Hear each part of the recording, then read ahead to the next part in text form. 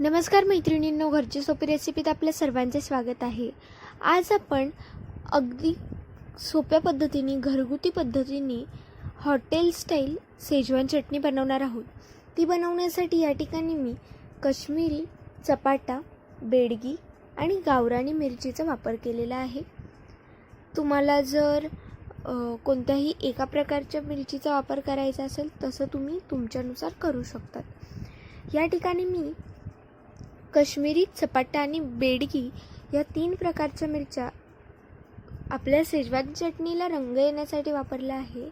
आणि जी गावरान मिरची आहे ती या ठिकाणी मी शेजवान चटणीला तिखट फ्लेवर येण्यासाठी घातलेला आहे, स्पायसीनेस येण्यासाठी.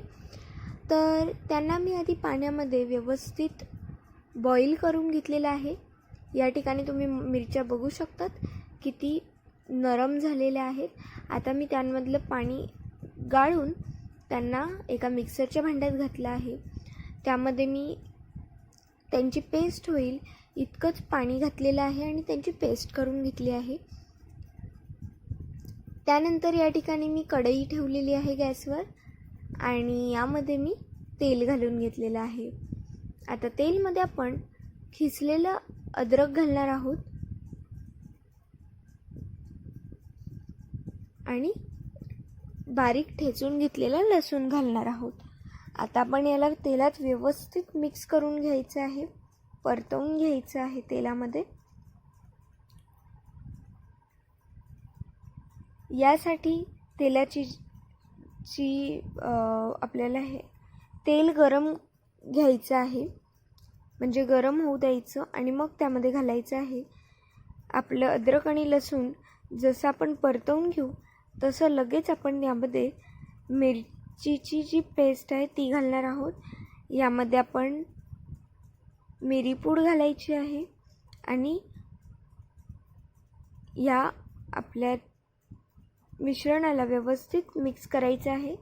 लगेच आपण यामध्ये चवीनुसार मीठ आणि 1 चमचा साखर घालणार आहोत.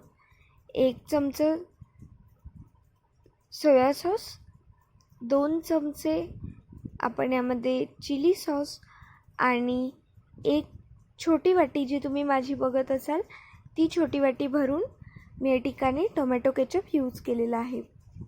आता आपण आपल्या शेजवान चटणीला व्यवस्थित मिक्स करायचं आहे आणि यामध्ये मी कोथिंबीर आणि कोथिंबीरीच्या काड्या अगदी बारीक चिरून घातलेल्या आहेत, जेणेकरून आपल्या चटणीला एक वेगळाच फ्लेवर आणि छान टेस्ट यावी. आता आपण आपल्या चटणीला व्यवस्थित शिजवायचं आहे. यामध्ये मी साधारणतः 1 चमचा 1 ते 1.5 चमचा व्हिनेगर घातलेला आहे आणि आपल्या चटणीला व्यवस्थित मिक्स करायचं आहे. आता या ठिकाणी तुम्ही बघत असाल तर चटणीला छान अशी उकळ आलेली आहे. हे बघा, चटणीची कन्सिस्टन्सी सुद्धा अगदी छान आहे.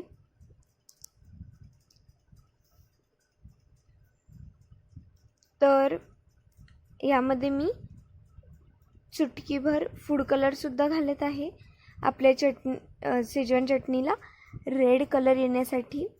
तुम्ही या ठिकाणी जेल किंवा लिक्विड स्टेटमध्ये असलेलं फूड कलरसुद्धा मार्केटमध्ये अवेलेबल आहे. मी या ठिकाणी पावडर फॉर्ममधलं यूज केलं आहे. तुम्हाला जे अवेलेबल होईल ते तुम्ही या ठिकाणी यूज करू शकतात. आणि बस, आपली शेजवान चटणी तयार झालेली आहे. आता मस्त आपण हिला सर्व करूया आणि हिचा आस्वाद घेऊया. मैत्रिणींनो, रेसिपी कशी वाटली कमेंट करून कळवा आणि व्हिडिओला लाईक आणि सबस्क्राईब करायला विसरू नका.